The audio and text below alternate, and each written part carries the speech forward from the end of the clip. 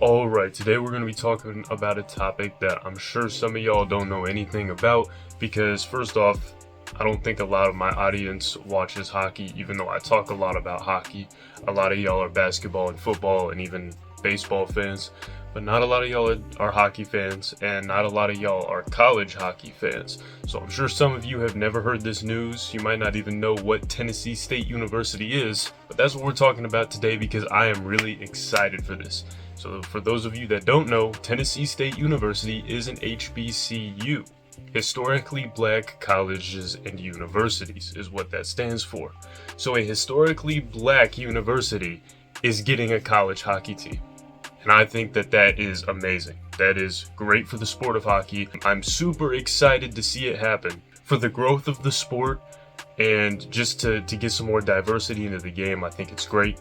Y'all know I'm a Purdue fan, Purdue basketball, Purdue football, Purdue baseball. I'm there.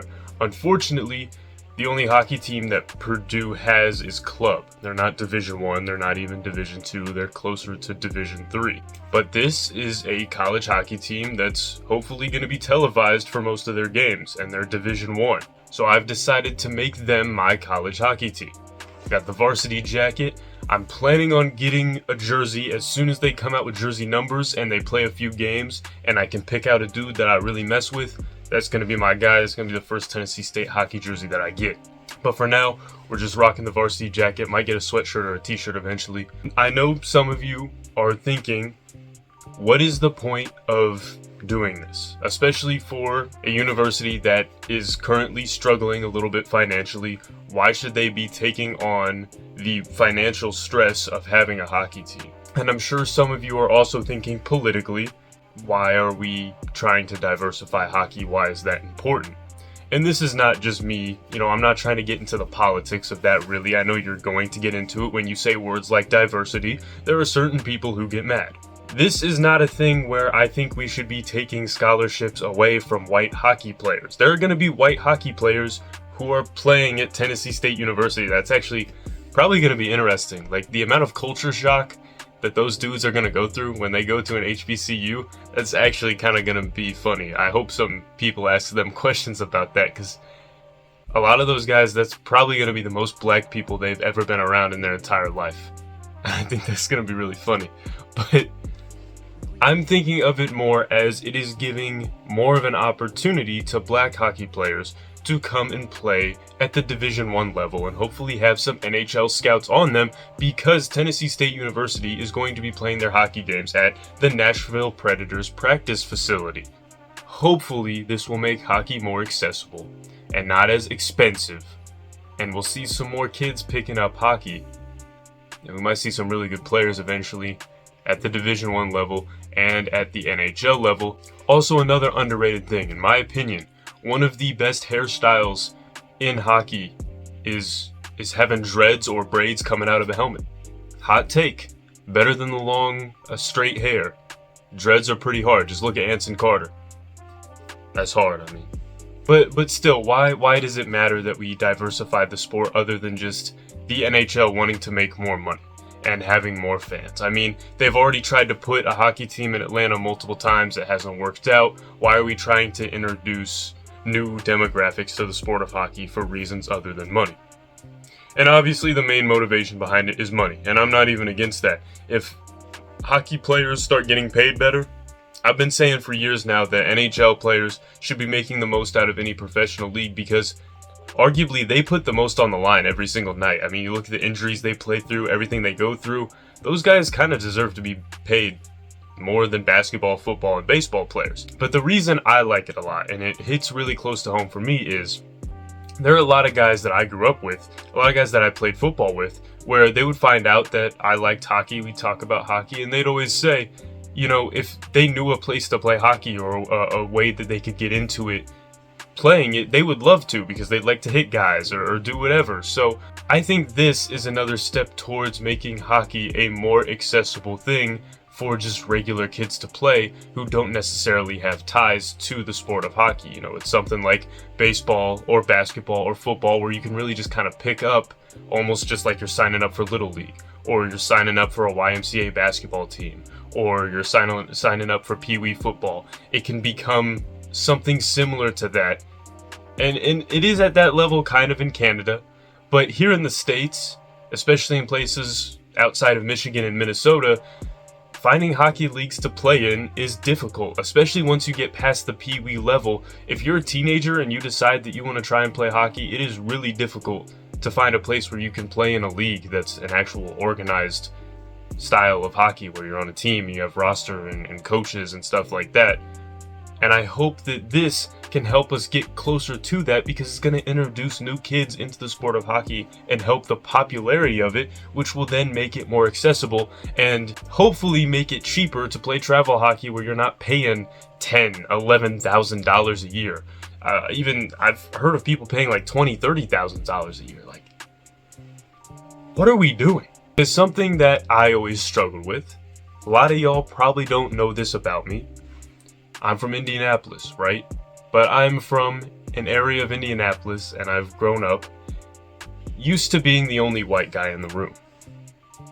And it did not help that I was usually, the only guy that watched hockey. I was not beating any of the white people stereotypes when I told people that I watched hockey. It didn't matter that I watched baseball, basketball, football. As soon as I said I watched hockey, it was like, oh yeah, that guy's white. That's a white people sport.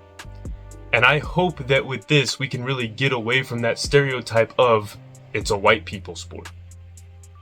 Because the only thing that makes a white people sport is that a lot of white people play it. So if we even just have a little bit less white people play it, to a point where there is one black player on every single team, that can really help get rid of that stereotype. It's not going to happen overnight. It's not just going to happen because Tennessee State started up a hockey team at an HBCU. But it's going to help it. It's going to help move towards a point where people stop looking at hockey as a white people sport and just a regular sport. Baseball kind of struggles with that too, but they've got a lot more Asian guys playing and Hispanic guys playing. Whereas hockey, it really is it's a lot of white guys. Some of them are Russian, German, French, Canadian, but at the end of the day, they're all white guys. There's not a whole lot of black guys. I mean, I can name some, but that's because I watch hockey. For the regular person, probably the only ones that they can think of are PK Subban and Jerome Iginla. And that's kind of where it ends. Maybe Lucas Raymond. Yeah, if y'all didn't know, Lucas Raymond is part black, if y'all didn't know that. He's Afro-Swedish. First time I've ever heard of that before, but it is a thing. And I don't know, to some of y'all that probably doesn't matter, but I think it's really cool, because then more of my friends will start to watch hockey and really take interest in it. And I've tried to get a lot of them to watch it, and to their credit, a lot of my friends, they have watched hockey, and they've said, like, this is cool. I have no idea what's going on, but this is cool. And that's great, but hopefully it can become more into popular culture, just like the Super Bowl, or the NBA Finals, or the World Series, the Stanley Cup Finals, and just like casually watching hockey can become a more popular thing. And while casual fans for diehards can be really frustrating, and they seem kind of not very smart, and again, they're casuals, which is kind of used as an insult. But the thing that is great about casuals is it means that there are just more people who actually know what you're talking about when you say you watch hockey. Like, they can think of a rough idea of what's going on, just like the NBA or the NFL or Major League Baseball. Like, they know Shohei Ohtani. They know Patrick Mahomes. They know LeBron James. Connor McDavid isn't really there. Alexander Ovechkin isn't really there. He kind of is, but not really. Wayne Gretzky is not even necessarily there. Believe it or not, I have ran into people that do not know who Wayne Gretzky is, despite the scene in Everybody Hates Chris. Here you go. Yeah. I plan on going to some TSU games.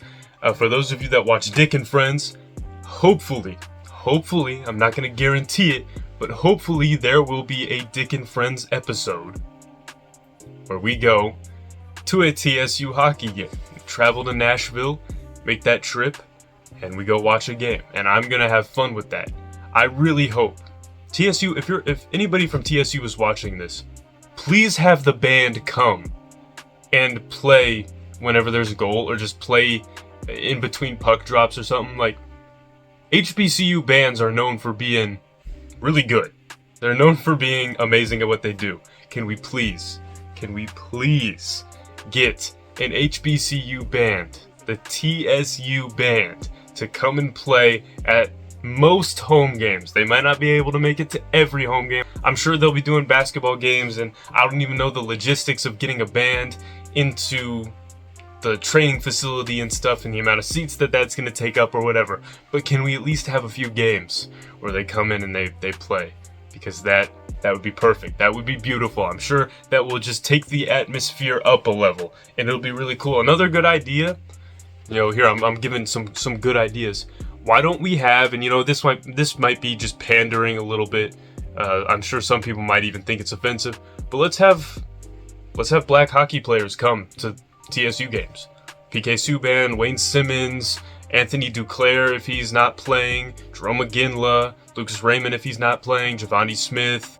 There's some guys that I'm forgetting, but let's bring some black hockey players to the game, and I don't know if there's a bell that you want them to ring, or like a siren or something. Let's get them to do something that's gonna hype up the crowd.